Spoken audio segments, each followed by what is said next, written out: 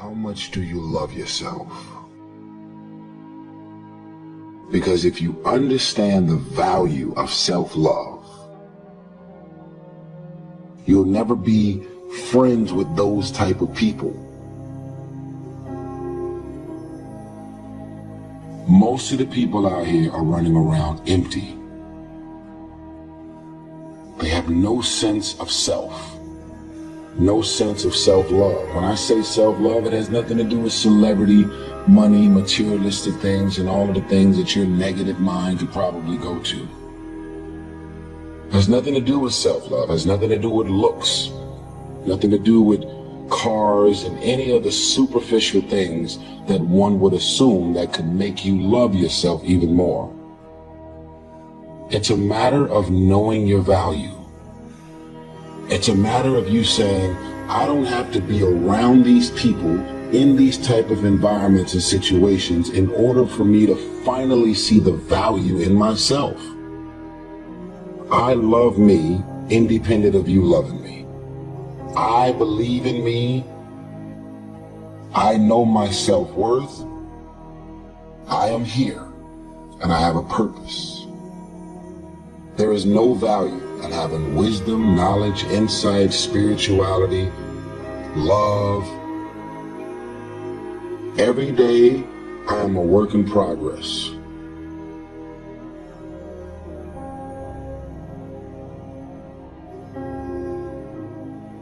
A person who can forgive nothing is a person who's totally destroyed psychologically and emotionally.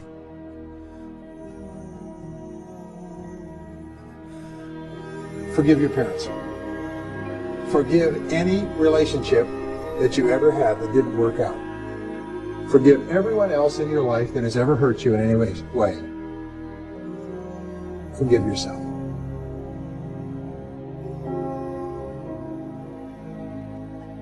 Forgiveness is giving up the hope that the past could be any different. I think for myself, and I know many of you, you think forgiving means accepting what has happened to you. Well, it is accepting that it has happened to you. Not accepting that it was okay for it to happen. It is accepting that it has happened, and now what do I do about it? Forgiving is giving up the hope, not holding on, hoping, wishing that it could have been any other way than it actually was. Giving up the hope that the past could be any different. And when I got that, I think it took me to the next level of being a better person, because I don't hold grudges for anything or any situation, and neither should you. It's letting go so that the past does not hold you prisoner, does not hold you hostage.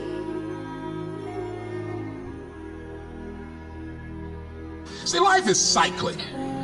You're not, whatever experience you're having right now, it has not come to stay. It has come to pass.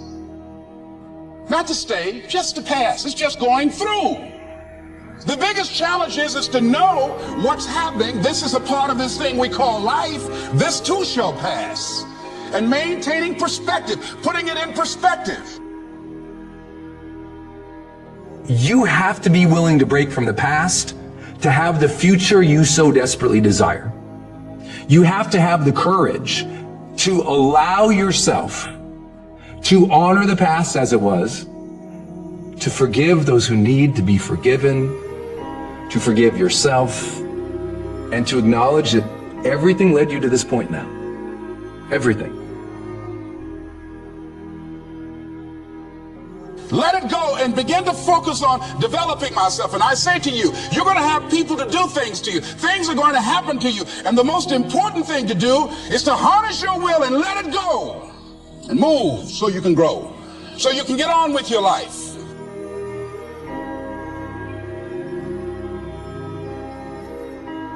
It doesn't matter about what happens to you. What matters is, what are you going to do about it? What are you going to do now, Les? But if you want to begin to move into your own personal greatness, If you want to begin to really enjoy a happy, successful, healthy life, you've got to be willing to go against the tide. You've got to be willing to harness your will. So as you're in the process of reinventing your life, write a description of the kind of person that you want to be. What are the things that you must overcome? What qualities about your personality you know that you're going to have to change because those particular characteristics are liabilities to you? What are your assets? What are your strong points? Look at and evaluating yourself to make that determination. Other thing is that in order to get out of a rut, we need some coaching. Find some trusted critics. People that you know care about you and love you. So there's some things that keeps us from growing and getting out of ruts. Number one, we identify with feedback. We take it personal when someone wants to give us some feedback on where we are falling short and tell us about our blind spots. We want to have everything being positive about us. We're not perfect. It hurts. I have a friend who's a trusted critic. I don't like him, but I love him. He doesn't tell me the things I want to hear. He tells me what I need to hear so I can grow. It hurts. It hurts when he put me on the hot seat. I can't stand it. But that's the only way that I can grow. And I'm glad that he loves me enough to risk our friendship to tell me what I need to hear, not what I want to hear.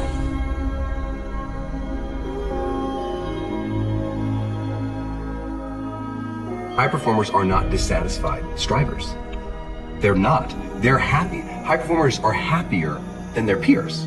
We all believe that to get the top, it's going to be lonely at the top, and we all believe you have to grind and kill yourself to get there. Yeah. And that's completely wrong, and the data proves that worldwide, which is, I think, just overcoming a lot of people's biases about how you work today, because right now, especially today, like, you know, grind on social media is so popular. Or hustle. Or hustle. And by the way, none of the top 15% of high performers worldwide identify with those words. They literally don't. We asked them, we did a whole keyword analysis. Yep. This was actually pretty cool. And high performers explicitly say, these are the three driving feelings. If we said there was a high performance state, it's driven from these three things. Number one, full engagement. Yes. Number two, joy. Yes. And number three, confidence. Yes. That's what they relate with, okay? That's where it's coming from. It's a joyous journey, not a dissatisfied one. And I had this conversation in the book because I'll kind of maybe frame it this way.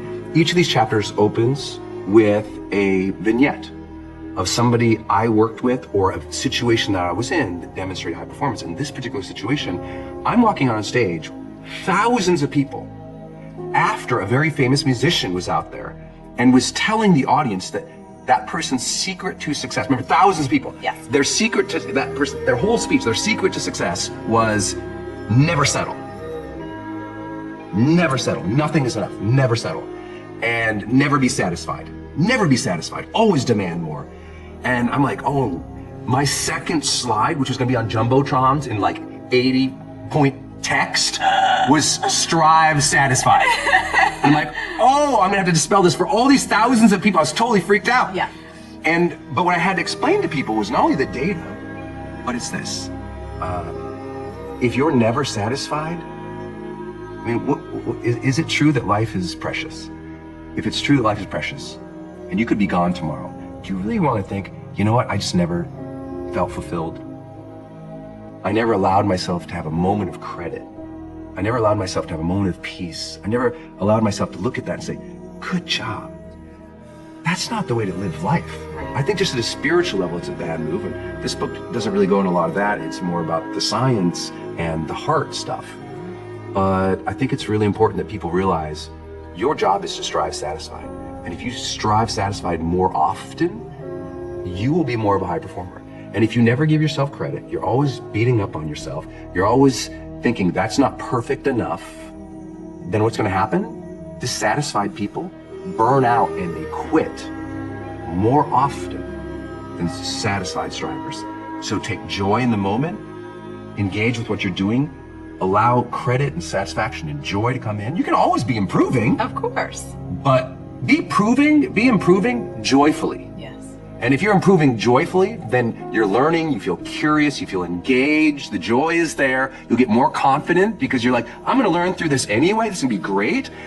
Because you know this thing is all over social media right now, like, grind, work, whatever. And I'm like, it's popular, and I see why that happens, and I see why it's catchy. It's just not scientifically valid.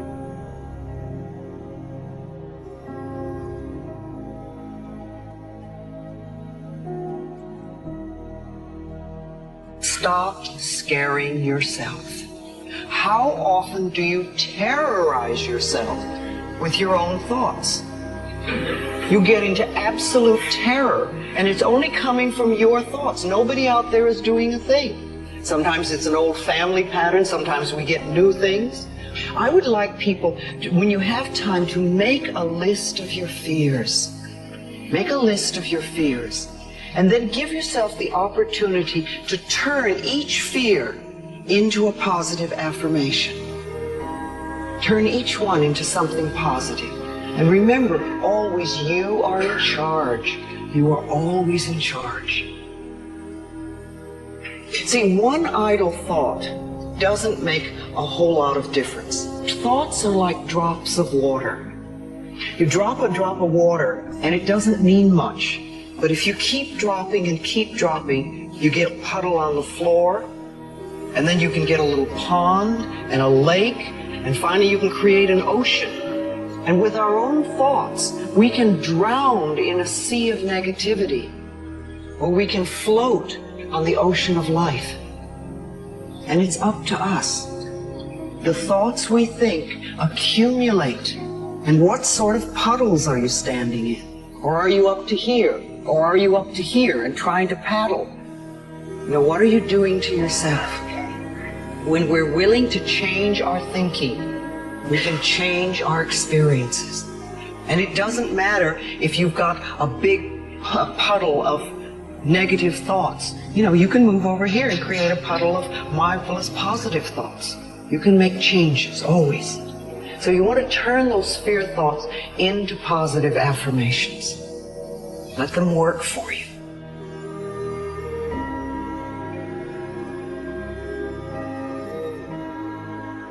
When we think we are unworthy, it means that for some reason we believe that we have to prove we have a right to our space on the planet, in life, as we are, being who we are. And that means that we will do all manner of wonderfulness to prove we deserve to be here. And usually, some of the common things are, we overcommit, overgive, we overdo, we over-excuse, we overcompensate, and we stay in difficult, desperate, hurtful, harmful situations much longer than it is wise or productive to do so. Worth. What it is that you expect from the world in response to who you are. It's very different from value. Self-value means how you hold yourself within yourself and what you expect as a result. Now, in order to get to the worth, if you're not holding yourself within yourself as worthy, then what you expect from the world is surely gonna hurt you.